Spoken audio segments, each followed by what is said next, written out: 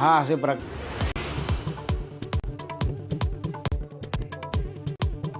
दीनानाथ रुग्णालयाच्या बेफिकिरीवर संताप. शिंदेच्या शिवसैनिकांनी अधिकाऱ्यांवर फेकली चिल्लर. पतित पावन संघटनेनं रुग्णालयाच्या नावाला फासलं काळं. ट्रस्टींवर हत्येचा गुन्हा दाखल करण्याची मागणी.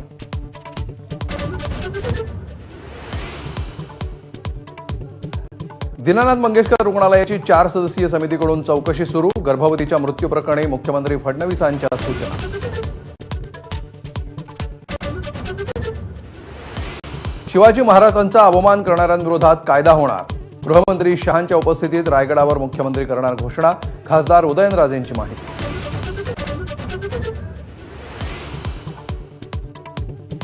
वक्फ दुरुस्ती विधेयकावर संसदेची मोहर.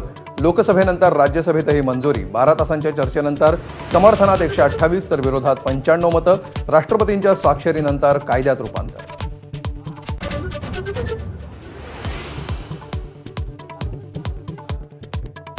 वक्फवरील चर्चेदरम्यान प्रफुल्ल पटेल, संजय राऊत यांची राज्यसभेत जुगलबंदी. पटेल कोणाचे नाहीत, ते दलाल आहेत, राऊतांची टीका. तर अंगूर खट्टे हे म्हणत पटेलांनी डिवचलं.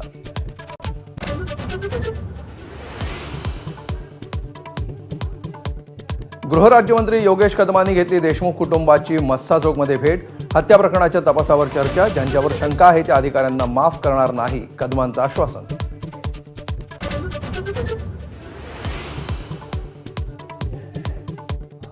राज ठाकरेंनी राजकीय स्टंटबाजीसाठी बँकांचा वापर करू नये, अन्यथा रस्त्यावर उतरू. देविदास तुळजापूरकरांचा इशारा. तर मराठीच्या आग्रहासाठी कायदा हातात घेतल्यास कारवाई, मुख्यमंत्र्यांची ताकीद.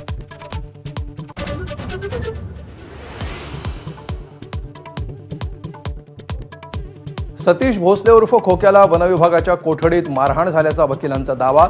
खोक्याच्या पाठीवर मारहाणीचे व्रण. वकील अधिकाऱ्यांविरोधात पोलिसात तक्रार करणार.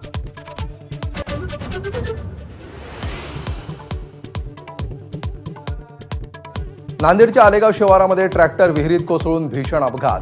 7 महिला मजुरांचा मृत्यू. मृतांच्या नातेवाईकांना सरकारकडून 5 लाखांची मदत, तर केंद्राकडूनही 2 लाखांची मदत जाहीर.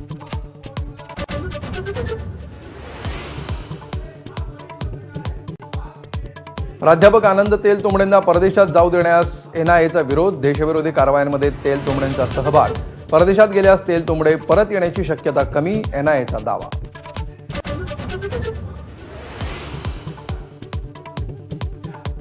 मुंबईकरांना लवकरच मेट्रो 3चं गिफ्ट मिळणार. 10 ते 15 एप्रिल दरम्यान मेट्रो 3च्या दुसऱ्या टप्प्याचं लोकार्पण होण्याची शक्यता. दुसऱ्या टप्प्यामध्ये बीकेसी ते वरळी नाकापर्यंत धावणार metro.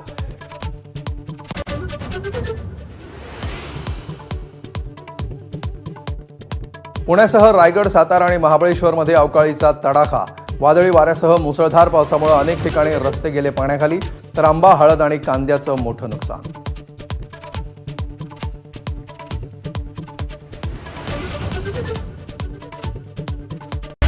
Headlines brought to you by Chitale बंधू.